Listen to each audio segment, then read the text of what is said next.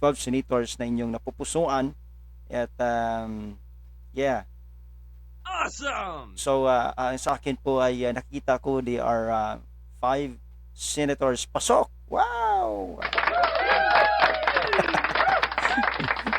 Tuwang-tuwa po kasi ako kasi nakapasok yung 12 yung naibuto ko.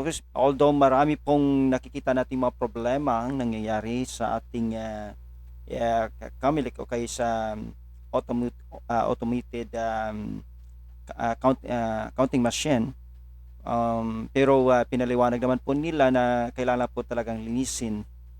Kaya para kanila yun, we are out of that. But anyway, for me, we are gonna talk about these 12 senators elected. So, sabi ko nga, I have may limang 5 senators na nakapasok na aking ibinoto. Kaya po ako'y galak na galak po talaga at kinatuwa ko po yon. Simple naman, di ba? Out of 62 na senators ay nakapasok po ang iyo. Maliban na lang kung hindi po nakapasok sa iyo, simpre nalulungkot ka. At least I have 5 senators. Di ba? Malaking bagay na rin po yan. Awesome! Yeah, awesome.